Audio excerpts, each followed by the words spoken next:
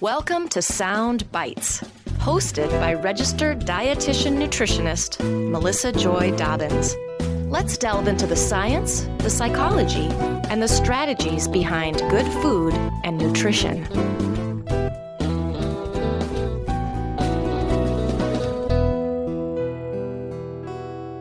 Welcome to the show. I'd like to share a few words about self-care before this episode. As you may know, I studied ballet and attended a performing arts high school, but ultimately decided not to pursue a career in ballet. I'm almost 200 episodes into the podcast and have never really talked about nutrition for dancers, let alone my own personal story. So while I'm really excited to bring this episode to you, and especially excited about my guest, Nasira, I want to mention that if you have or have had any kind of struggles with body image, dieting, or the like, I would like you to consider that the topic we're covering might not be in your best interest if it leads to anxiety or other triggering emotion. Nasira and I tried not to share anything too specific or triggering, but we aren't able to predict how different people will react to some of the information we discuss. Just know that it's important for you to do what you need to do in order to take care of yourself. Thank you. Hello, and welcome back to the Sound Bites podcast. Today's episode is about the nutritional needs of performing artists and artistic athletes. This is a unique and vulnerable population that can benefit from nutritional guidance to help them perform better, avoid injuries, and have better overall health and quality of life. My guest today is Dr. Nasira Burkholder-Cooley. She is a private practice registered dietitian nutritionist for the American Ballet Theater School and Chapman University School of Dance, adjunct faculty member at Chapman University and AMDA College of Performing Arts, and she's a former classical ballet dancer. She trained at Pacific Northwest Ballet, the University of Arizona School of Dance, and American Ballet Theater School. Welcome to the show, Nasira. Thanks, Melissa. I'm happy to be here. I am so grateful that you reached out to me after listening to my podcast. You wanted to discuss our shared passion for ballet and nutrition. And we had a lovely chat, learned a little bit more about your background, and I shared with you about my background. So we decided it would be a really interesting podcast episode that I haven't touched on this topic yet. So we're going to focus on dancers and nutrition, but really the information and insights that you're going to share with us are really applicable to other performing artists and athletes as well. Because the fact is that dancers face many challenges, including extreme physical and emotional demands, rigorous competition, and of course, body image issues. So we're going to touch on those today. I would love for you, of course, to share more information about your background with our listeners, both as a dancer and how you got interested in nutrition. I've heard your story, but I find it really interesting, and I'd love for our audience to learn more about you. I'd be happy to share. I think you touched on the reality that dancers have very unique needs, and the craft of all forms of dance requires an exceptional amount of discipline, and not only physical strength, but emotional strength and stamina, and artistry and passion and a focus mentally. And we have to memorize choreography and retain it. And I think these needs often get overlooked by nutritionists. And I certainly was not aware of these demands as a training dancer. Dancers are expected to do so much, and we have to make it appear effortless. And I think that's what really makes dancers unique from other athletes. I was actually interested in sports as a kid and was not the typical young little girl that really had her heart set on taking ballet classes. I was kind of encouraged to try ballet to improve my posture when I was about 13 years old, which is definitely considered a late start for dancers when most students begin at age 3 and continue thereafter. So when I started ballet, it was a little bit reluctantly, but ultimately discovered that not only did I have some natural abilities, but I had what would probably be considered an ideal facility for ballet just because of the way my joints are set and my flexibility, and I'm rather petite. So those factors, plus the reality that ballet is so challenging and it's beautiful, I fell in love with it. Mm-hmm. So by the time I was probably 15, I believed I wanted to be a professional ballet dancer. And my parents are actually both healthcare professionals, but they were extremely supportive of this endeavor, which looking back, I just admire them so much for how supportive they were, and they did everything they needed to do to help support this path. So I pursued ballet through college, and when I was about 18 and about to graduate from high school, I was in the pre-professional training program at Pacific Northwest Ballet School in Seattle, which was and still is one of the most sought after ballet training schools in the country. So I'm fortunate. I'm born and raised in the Seattle area, so I was able to attend that ballet school and do their pre-professional training program. Upon high school graduation, my plan was to audition for ballet companies. My parents encouraged me instead to consider college dance programs so that I would have a backup plan as well as a post-dance career option if needed. And at the time, I wasn't thrilled about the idea. I'm sure most ballet dancers can relate that the optimal plan is to finish your training and audition for ballet companies. But upon visiting the University of Arizona in Tucson, Arizona, I was very impressed with their faculty and their students, and so ultimately attended college there. Decided that it would be a good idea to tack on a second major.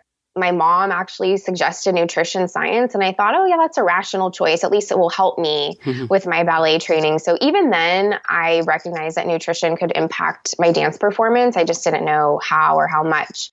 So at that point, I began college as a dual major in dance and nutrition science. And thereafter, by the time I was about a junior in college, I decided I loved nutrition science. It took me about one semester of my chemistry and biology classes to realize that I was also very passionate about science and nutrition science specifically. So that was the point that I decided that I would, after undergrad, pursue nutrition as a master's, and then I ultimately pursued my doctoral degree in nutrition sciences as well. Wow.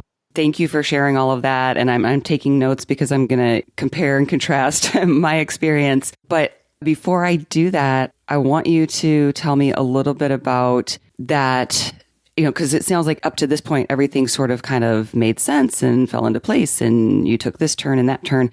But I know that in our previous conversation, there was a bit of identity crisis where you kind of had to take stock and sort of shift gears. I'd love to hear about that. I would definitely call it an identity crisis for anyone. I think elite athletes and pre-professional dancers, we, for so much of our lives, are so focused on one thing.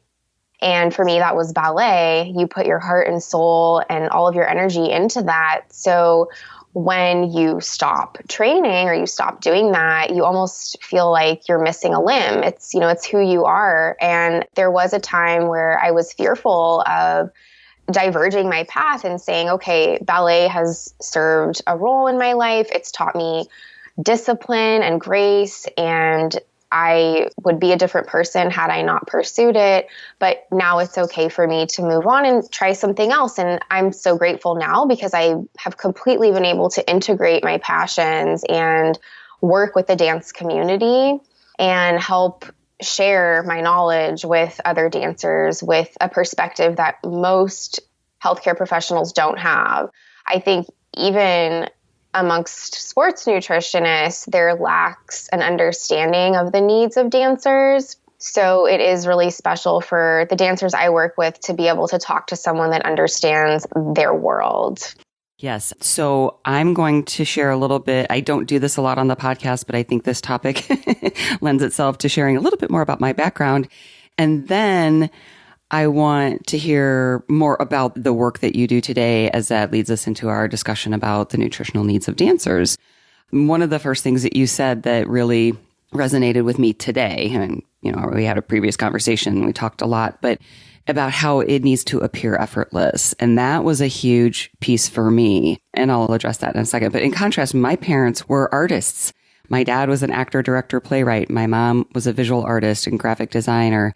And I started taking ballet at 8. And by 10, I was getting pretty serious with it.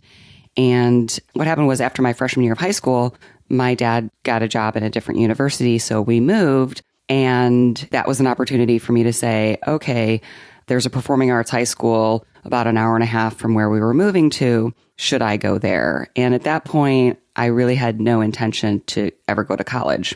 So I went to the performing arts high school for my sophomore year. And we'll talk a little bit more about the specific pressures and diet issues are. And I shouldn't say specific because we're going to try to not do anything to trigger anybody, but we do need to talk about some of these difficult issues with disordered eating and eating disorders. And that's not the focus of this, but it's certainly a huge aspect of the dancer's world. So I'll preface that by saying when I went to the performing arts high school, I was 5'8", I was about 125 pounds. And they wanted me to lose 20 pounds.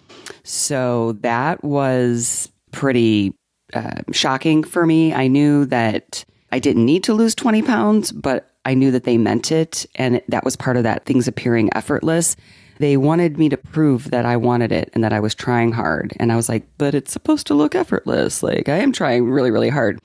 So that was sort of a mind thing going on there. And then that year did not go very well for me, long story short. And my identity crisis was trying to decide if I should go back there the following year or if I should go back to normal high school.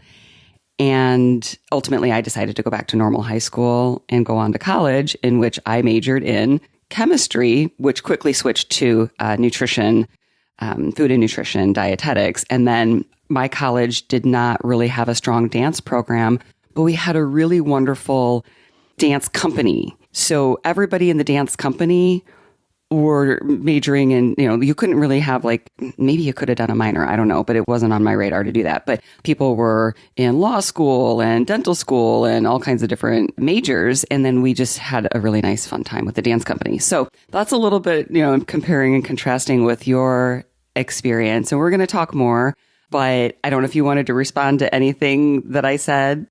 It's so interesting to hear about your journey because you had the opportunity to train both in academics and dance, I think, throughout your education. But I think, like me, realized that there were some frustrations about remaining in the dance world and pursuing that to the level that some dancers do. And like me, kind of fell in love with science along the way, which led me to this career and you to yours. Absolutely. Yeah. It's interesting.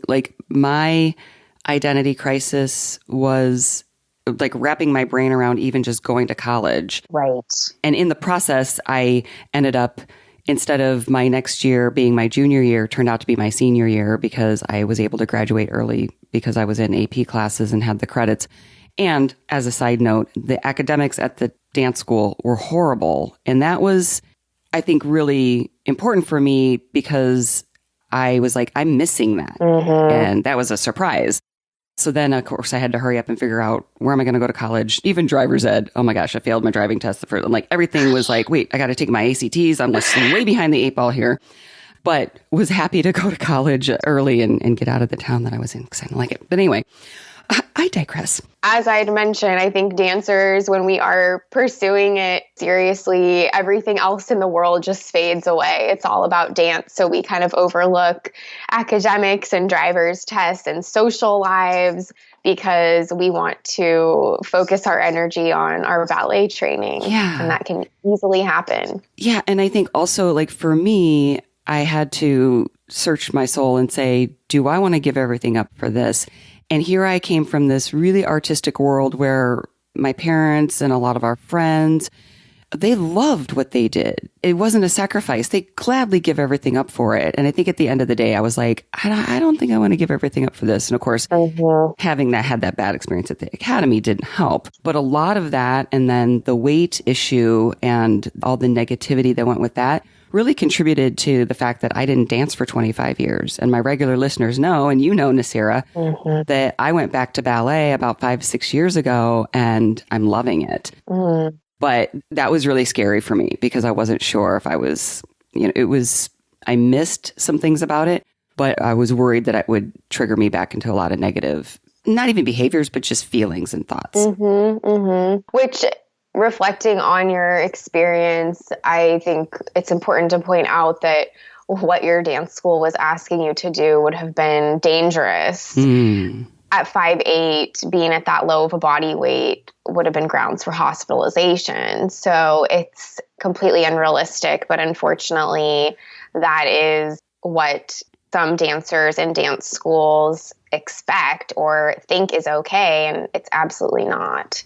Yes, and thank you for saying that. And even though I knew nothing about nutrition, and it wasn't until I was in college that I even thought that much about nutrition, I wasn't really connecting those dots. I mean, this is back in the early to mid 80s. I think we know more about how nutrition fuels performance now. But even though I didn't know anything, I knew that that was kind of crazy for them to ask. But again, I knew that they meant it. So I was like, this is kind of messed up. So, but here I was, 14 going, okay, I'll try. So it's, not good. Not a good situation. And I would agree with you. I think the dance world has made progress in having more realistic views and also a better focus on overall health of dancers as people and long-term health for their bodies as well, rather than just the aesthetic ideal that the ballet world of the 60s, 70s, 80s developed.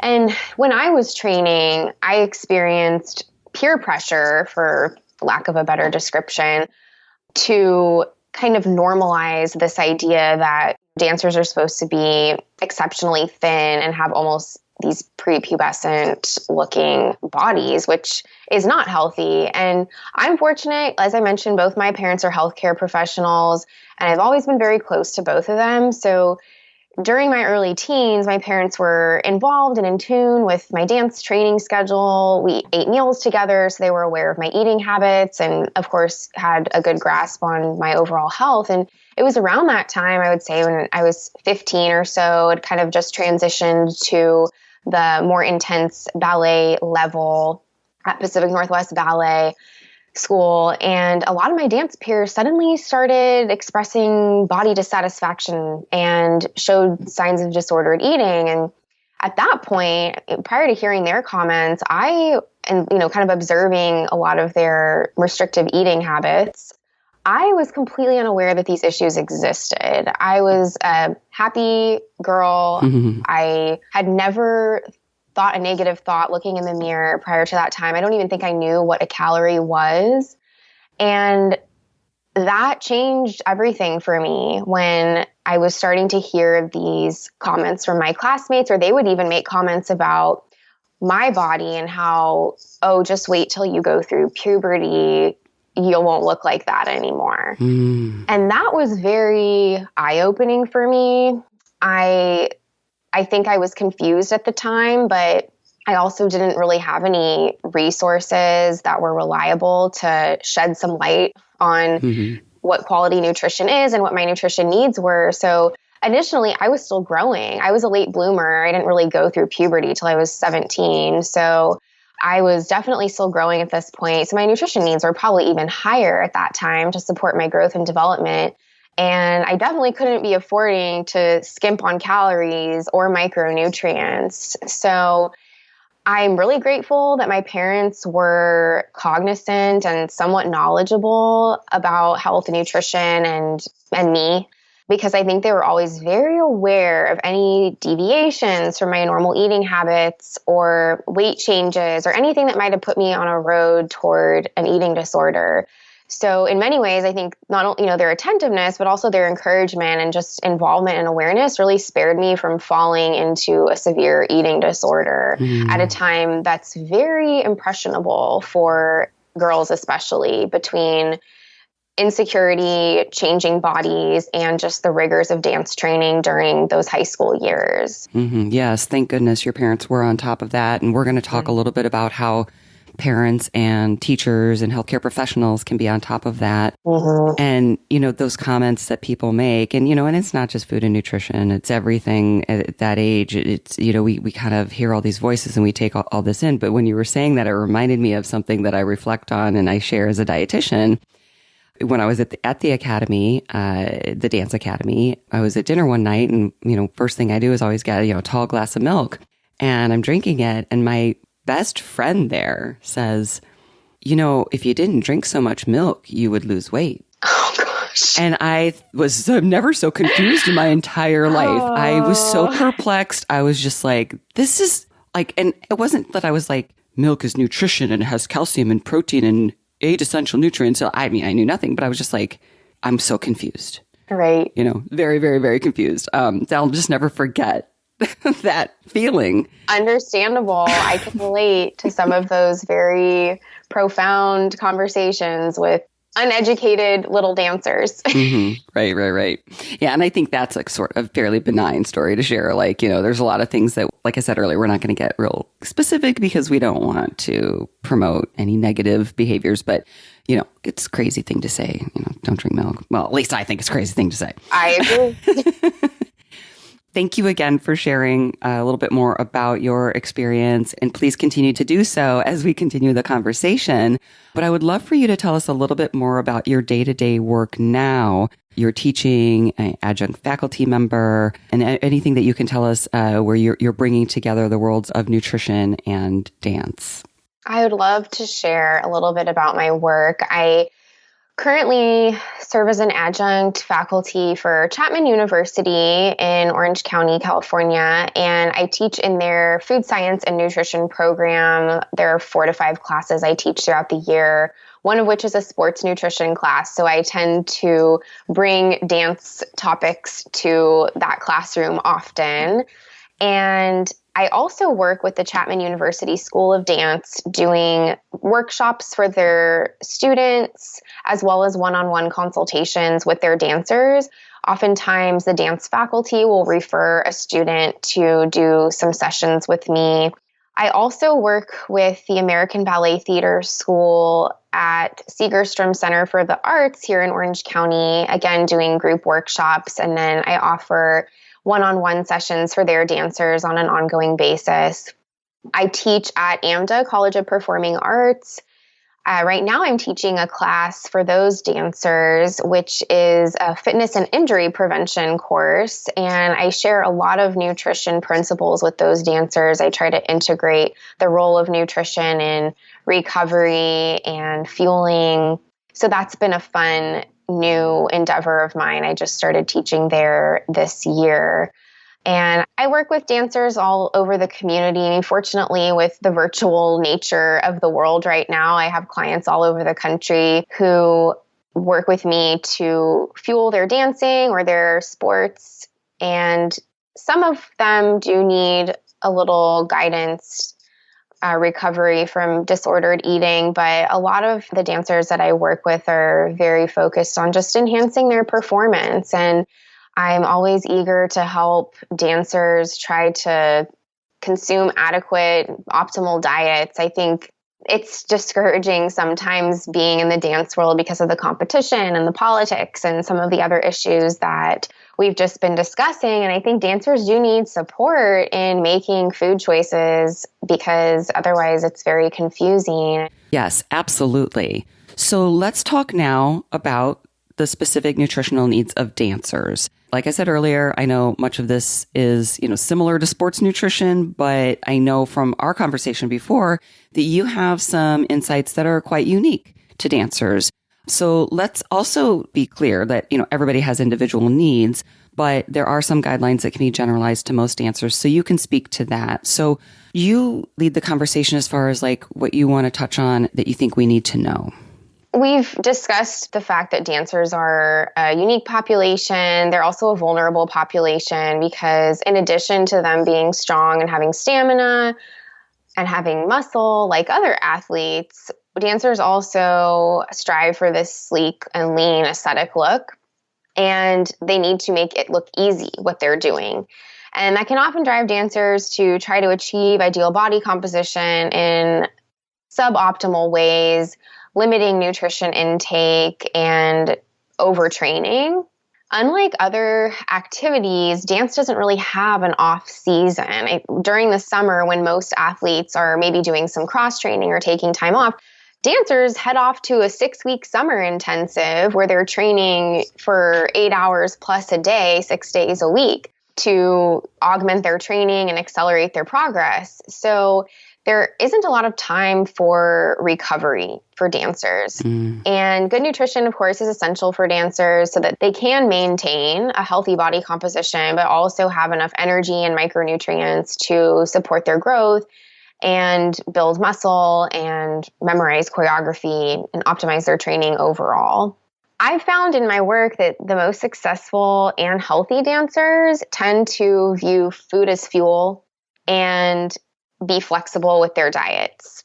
They steer away from what we call diet culture. I think that's definitely becoming more of a focus, is diet culture is not healthy for dancers in particular. So the healthiest dancers, I think, avoid dieting and just try to have sustainable, healthy, balanced diets that allow them to power through their classes and rehearsals and performances, but be healthy people overall, which includes a lot of factors that dancers often overlook. I think even myself as a young dancer, again, it's definitely tunnel vision, and we lose track of what else is important or what might be important 10 or 20 years from the training time, like bone health or reproductive function. And so again, there's sort of this normalization of overtraining, undernourishing, and just trying to get by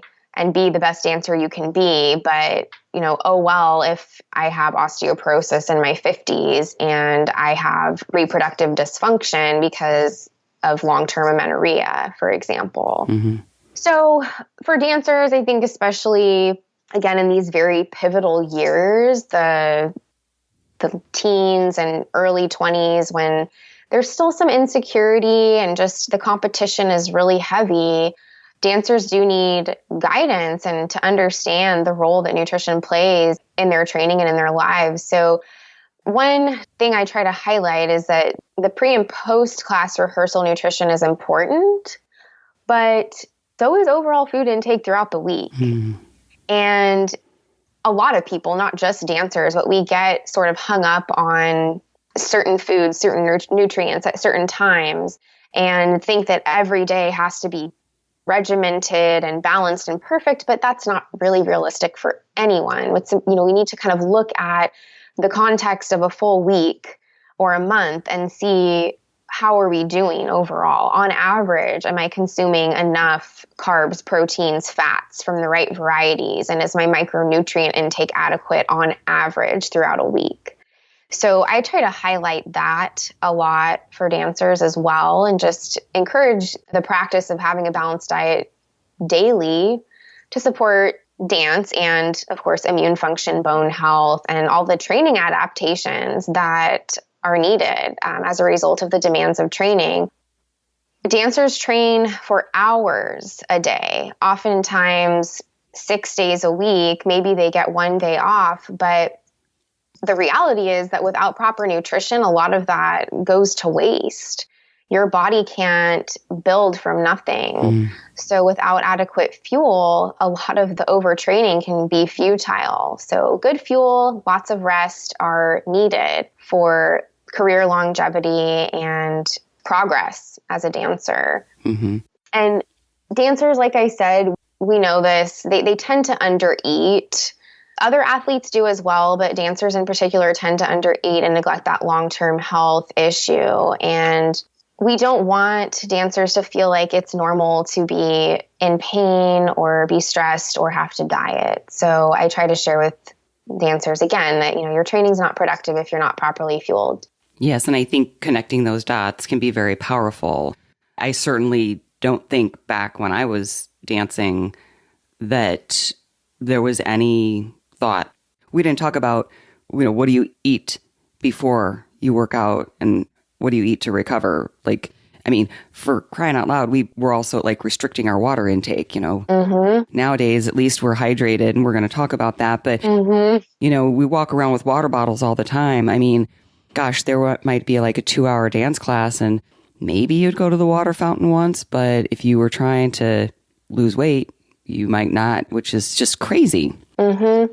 And like you're saying, dancers aren't really exposed to quality nutrition advice unless they seek it from a true professional. So I do want to just interject that I think parents and instructors of dancers need to take charge of the responsibility they have to influence young dancers to eat properly and not only, possibly curb eating disorders, but just help them optimize their training. So yes, pay attention to red flags. If you notice shifts in eating habits or restrictive eating or body negativity, weight loss, these are red flags. And that would be a time where maybe you just try to highlight some of the nutrition advice that we'll share shortly, but also maybe suggest working with a registered dietitian to get some clear guidance so that they're not relying on comments from their peers or social media for their nutrition advice. For sure, not social media. Because once dancers leave the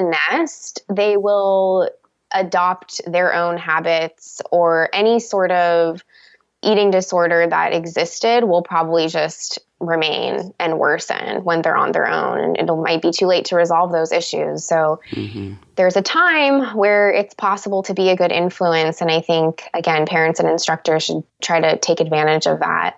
Yeah, window of opportunity for sure. Absolutely. Okay, so what are some of the maybe macro or micronutrients? I mentioned hydration. I know that from the handout you gave me, snacking is also maybe something we can touch on. Certainly. Energy needs do vary considerably among dancers. And that's because depending on training schedules and one day to the next, energy expenditure will be different. But the majority of calories should come from carbohydrate, especially during intense training, and that's to prevent fatigue. So we would consider dance in most cases an anaerobic activity, meaning there's a lot of stop and go.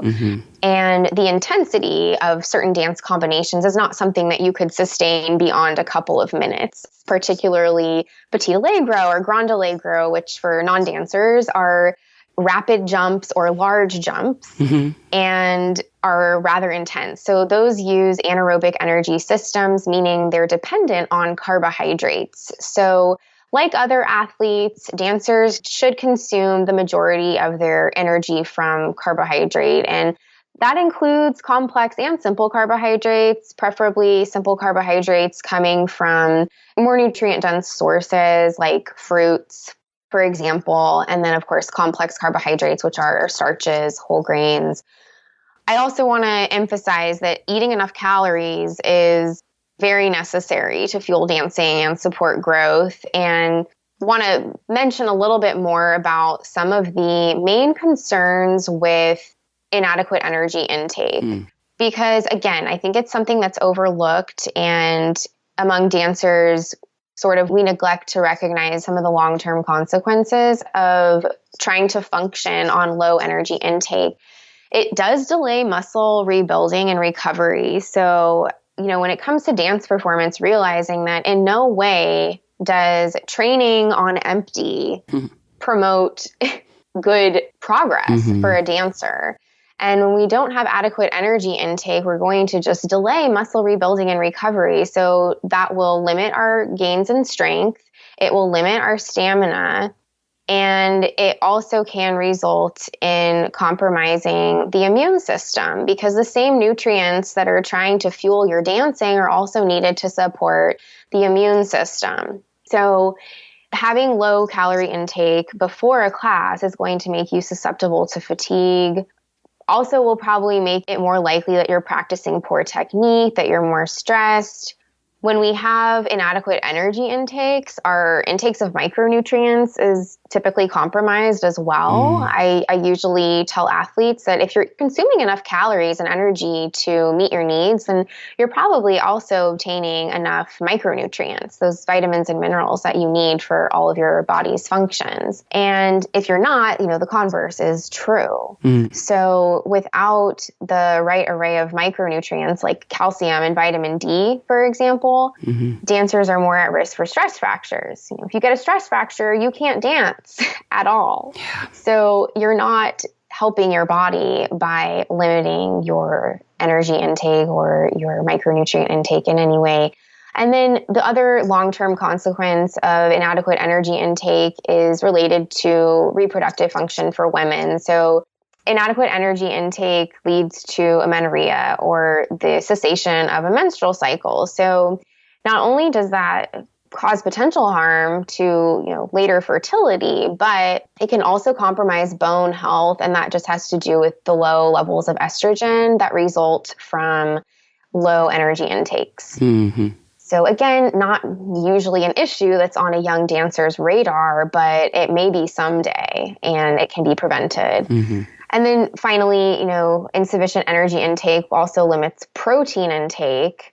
So that can lead to, some of these other things that maybe young dancers do care more about, like the way their hair and nails and skin look. And of course, if we have low protein intake, those structures are made from proteins. And so if your protein intake is inadequate, you may start to see some of those issues arise. Yes. And another aspect, I don't know if you were planning on touching on this, but decreased energy intake or inadequate energy intake sets the metabolism to slow down. And I know towards the end of my year at the dance academy, I did go see a dietitian actually, and she ordered, I can't remember what it's called, but they did the metabolic cart. I laid there for I don't know how long, and I had to breathe through a tube or whatever, and they measured my metabolism, and sure enough, it was low. I don't remember the specific numbers. The only other thing I remember about that is she gave me this booklet of points. Like, these foods have points. But the good thing was,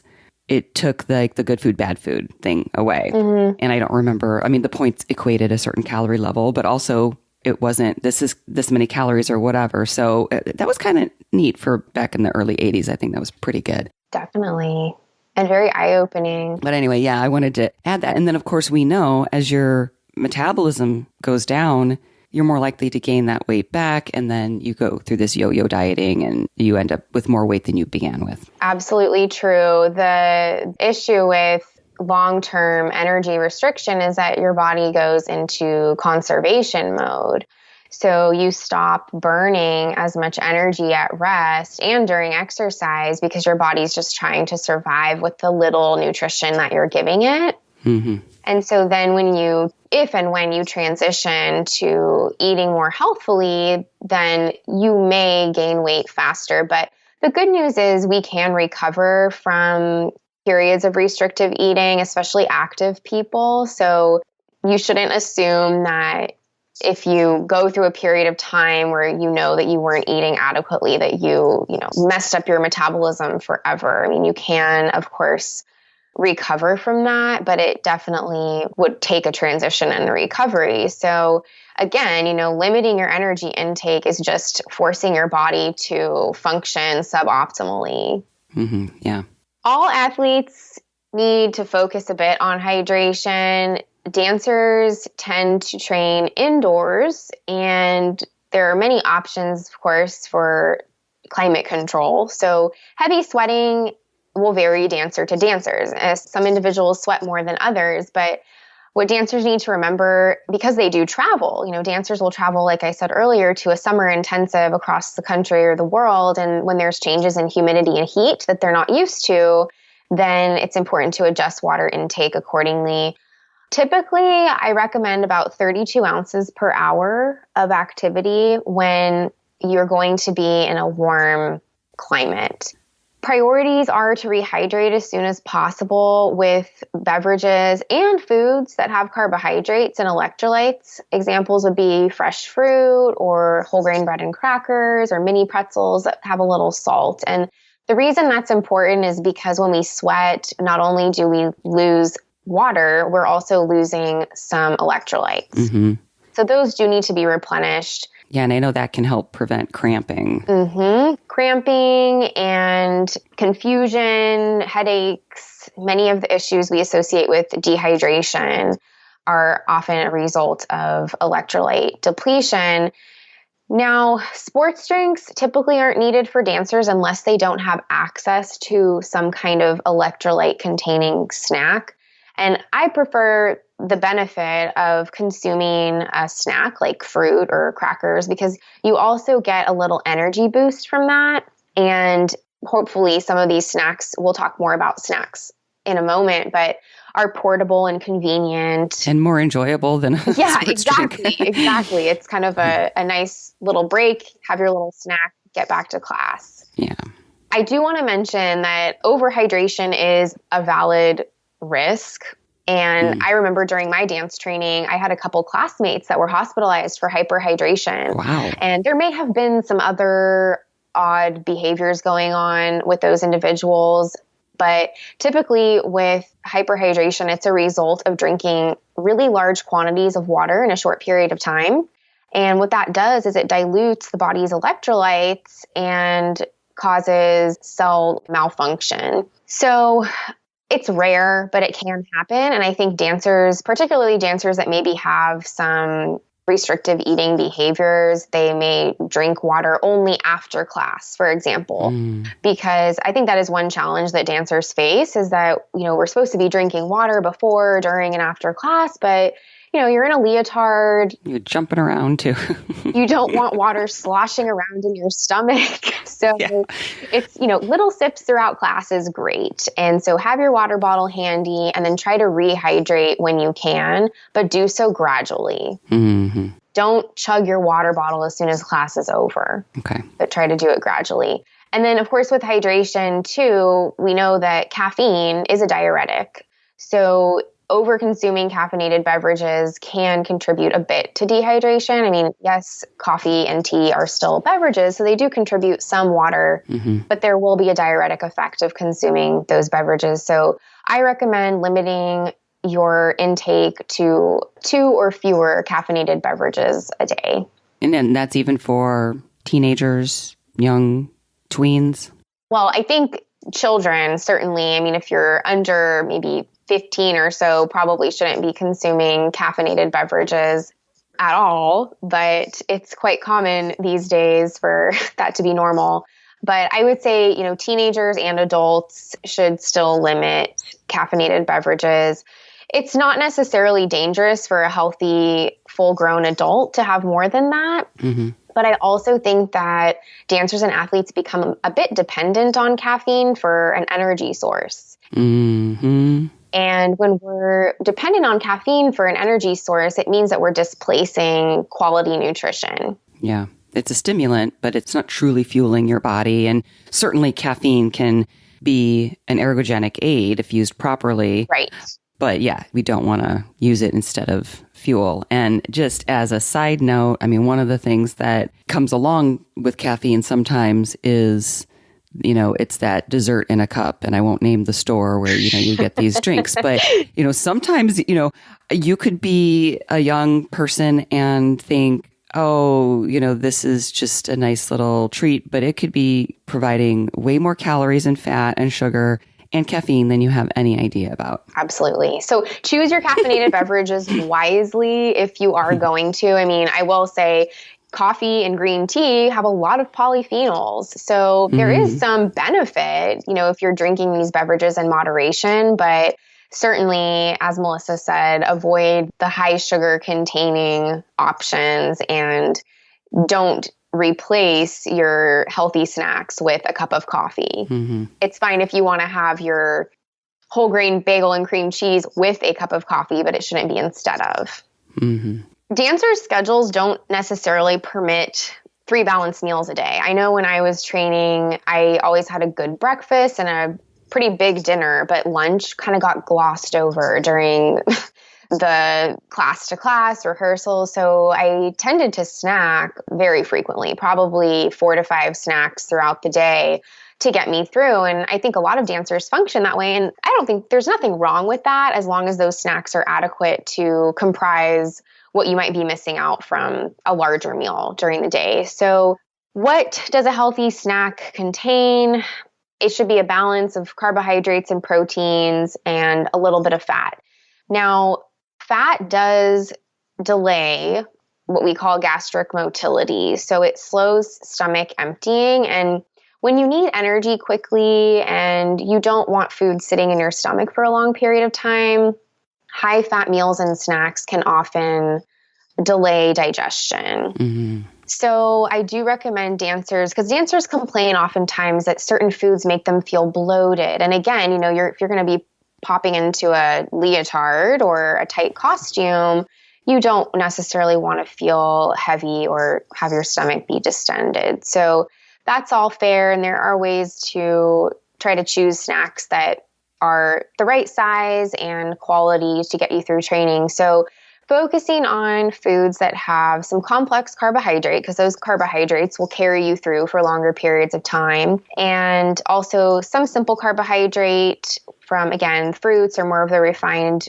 granola bars or snacks are helpful. But a little protein also helps. Protein intake spaced throughout the day has been shown to be more beneficial for muscle synthesis. Mm-hmm. So trying to incorporate protein-rich sources throughout your day is very useful. I have, handouts that provide lists of smart snacks for dancers.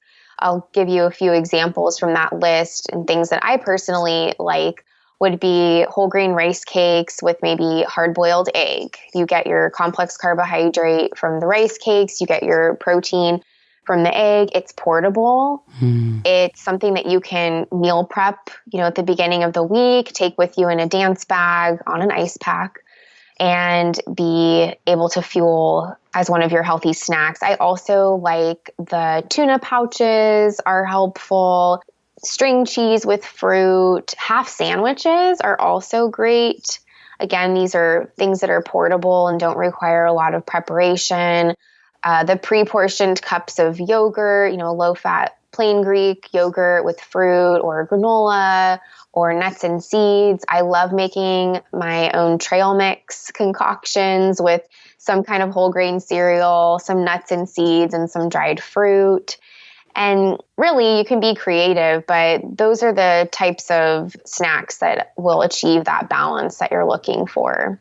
Okay, yeah, and just simple, too. Mm-hmm. You can make it fun and creative, or you can just keep it simple. Right. And you don't have to shy away from some of the convenience foods either. I mean, I think there's definitely more of a market now for all types of snack bars to meet any dietary restrictions. So whether that be vegan or high protein or more higher in the complex carbohydrates. So lots of choices there are available. I have some of my personal favorites, and I think, like I said, there's something for everyone now. Mm-hmm. I probably, relying on something like that for all of your snacks, I would not advise. But, once a day or so, you're having a snack bar, and then your other snacks are some of these homemade options, and that would probably offer you the right balance of macro and micronutrients.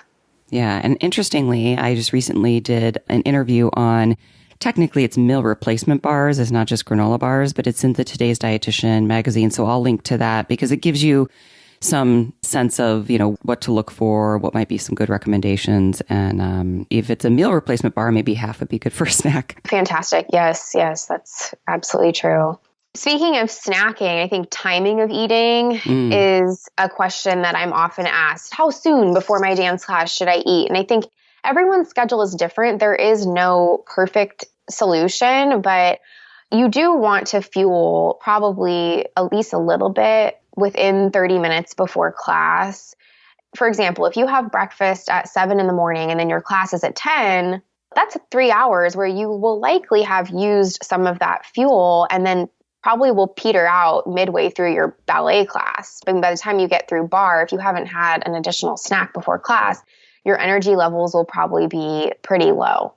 So it's a good idea to have maybe just a quick snack, again, within 30 minutes before your class starts. And that could be, again, one of those examples that I provided, or it can be, a second mini breakfast. Maybe that's when you have your coffee and tea with a half sandwich or a bagel, so that you're really topping off your glycogen stores and are able to make it through that full 90-minute or 2-hour class. Is there anything else you wanted to share about the nutritional needs for dancers? I think another issue that dancers are concerned about is injury, and both prevention of injury and recovery from an injury. When dancers have to rest, it's very stressful for them, because not only are they taking time off from their passion, and they feel that there's now going to be a delay in their progress, but they're not as active. So sometimes during injury, dancers assume, and other athletes assume, oh, I don't need to fuel myself the same right now because I'm not exercising. And while your energy expenditure from physical activity is lower, your calorie needs are actually higher during injury because of the repair needed for damaged tissues. So protein needs are actually higher post-injury, even as high as like 2 to 2.5 grams per kilogram. And that's significantly higher than the recommendation for a healthy athlete, which is ranging, I would say, for dancers, anywhere from 1 to 1.5 or so grams per kilogram of body weight. So that's important to keep in mind. Injury is not a time where you're just kind of laying there waiting for your injury to heal. I mean, you should be being proactive about nourishing yourself to promote healing. That's a great point. Specifically with protein, research is indicating that whey and casein, as well as soy, consumed every 3 to 4 hours appears to be best for helping to repair tissue damage. So any soy protein, whey protein, or casein, which is dairy. Well, correct. And whey is dairy also. But that could be in the form of a food that contains that, or a supplement. Well, when I say supplement, I mean like protein powder. Absolutely. Absolutely. So any sort of whey or soy protein concentrate supplement, as well as what Melissa mentioned, yogurt or milk, and then any soy foods such as soy milk or edamame or tofu, you can incorporate those nutrients from those foods. Great. Inflammation also is an issue surrounding injury. I mean, while inflammation has a very important role in the healing process, we don't want the inflammation to persist. And so eating foods with antioxidants, like a colorful array of fruits and vegetables, as well as seafood that would contain omega-3 fats. Nuts and seeds also have antioxidant composition, some leaner meats as well. These foods are essential to help just properly regulate inflammation so that you have the inflammatory response when you need it for healing, but that you also have the anti-inflammatory process engaged when you don't want that inflammation to persist. And so that's important for both injury prevention and healing. But overall, poor nutrition, like we've discussed, can interfere with immune cells and their function and can really delay healing. So certainly when you have an injury, yes, like we said, your energy demands are lower because you're not exercising as much as normal, but you kind of counteract that because the injury requires additional nutrients. So don't neglect that and make sure you're properly fueled when you are injured. Great point. One more thing I should address is the sad reality that dancers tend to compare themselves to their peers often, and the professionals that they see in performances and in photos and social media. And dancers need to recognize that we are unique individuals, and our needs, our nutrition needs, and our limitations to training are different person to person. So just because something seems to be working for your friend, or your classmate seems like they don't eat as much as you do, that is okay. And your needs are your needs. So fuel yourself the way that works best for you. That's not to say that we can't learn from the professional dancers that are trying to share their healthy practices, but realize also that some of these professionals and bloggers and social media celebrities are not dietitians, and they may not be dancers either. And they still might be promoting certain practices that would be very dangerous for a training dancer. So depend only on reliable resources, the true health professionals, the people that care about you. And that is how you can adopt healthy eating habits that are sustainable and will really serve you well as a dancer. Excellent. Yeah, I really think the comparison point is so profound, because I think when we stop doing that, we can look at our individual needs. And I think sometimes it's hard to let that all sink in, but it's the only way. We are different from the other people. Everybody is unique. So when we see our unique needs, then we can feed those and fuel those. The challenge with dance is that you are training in front of a mirror.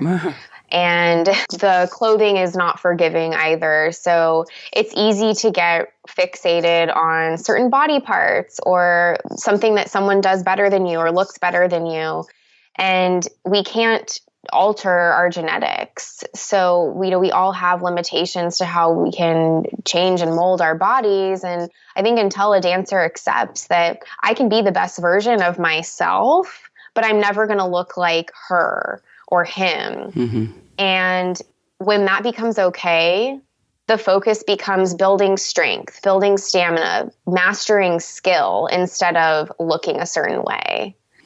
And that's where the energy needs to go for a dancer, toward those efforts, because the competition is cutthroat and they're a dime a dozen for good dancers. And I think knowing that, setting yourself apart means being unique. And I don't think that in today's culture, that even in the dance world, dance instructors and artistic directors are looking for reliable dancers. They don't want somebody that's going to be injury prone or have to be hospitalized or that has wavering energy levels. They want someone that's going to be dependable and strong. And those are dancers that are well-nourished and healthy. So if you want this to be something you're pursuing, then that's where you should be focusing your energy and realizing that it's not about looking a certain way. It's about, being a unique, healthy dancer.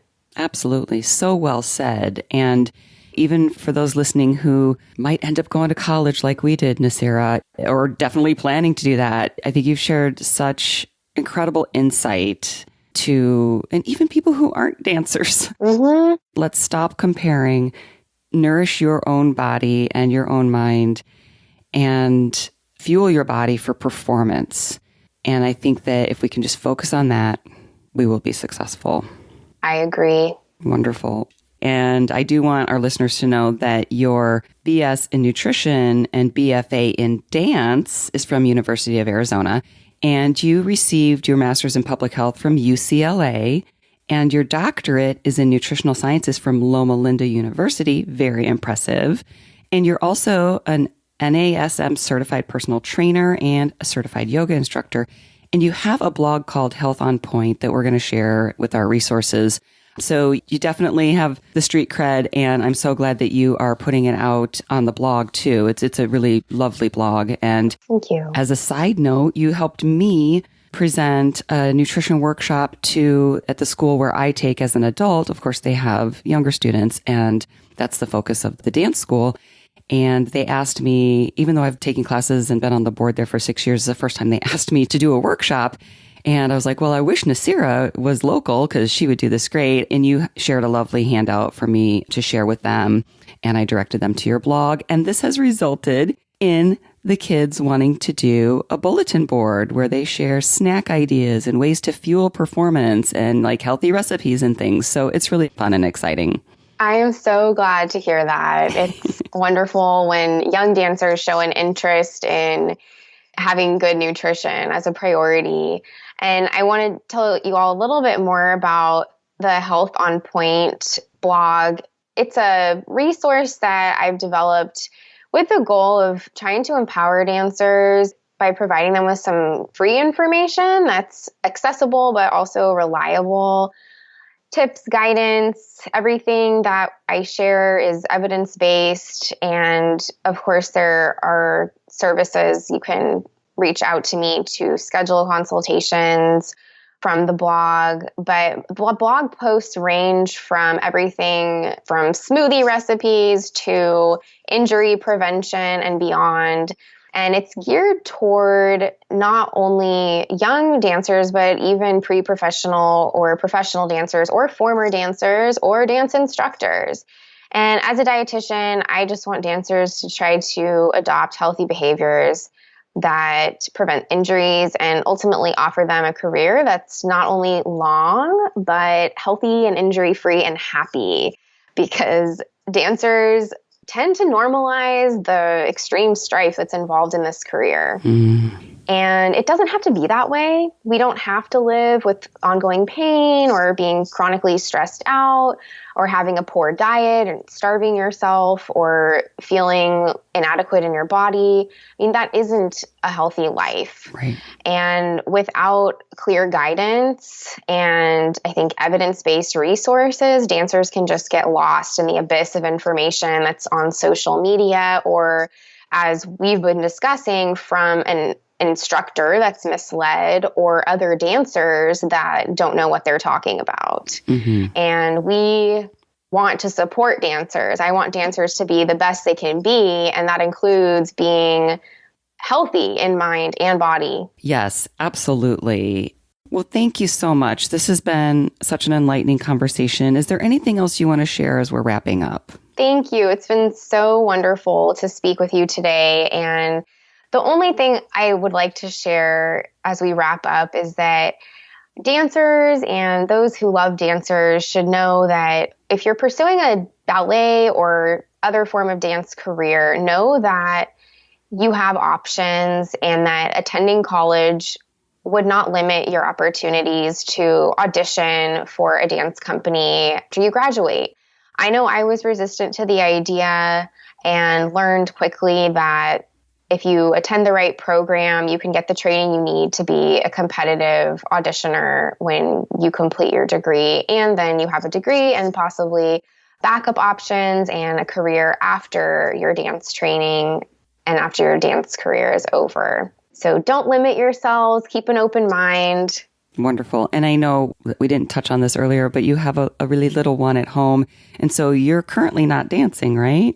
I am not dancing now. After completing my last performance at the University of Arizona, I took about an 8-year break. And then I did dabble in some open classes a couple years ago, but then got pregnant and now I have a daughter. So it might be some time before I start taking class again, but I do plan to do that. And my 1.5-year-old walks around on her tippy toes for some reason. So I suspect we may be having some pre-ballet classes in our future.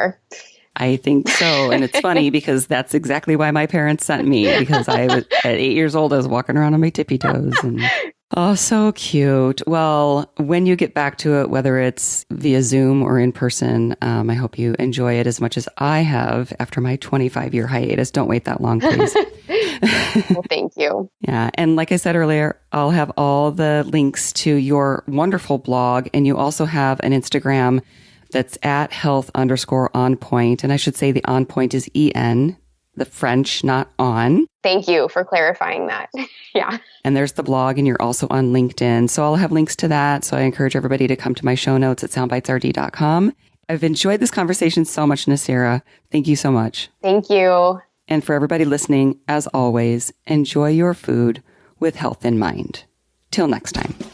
For more information, visit soundbitesrd.com. Music by Dave Burke, produced by Jag in Detroit Podcasts.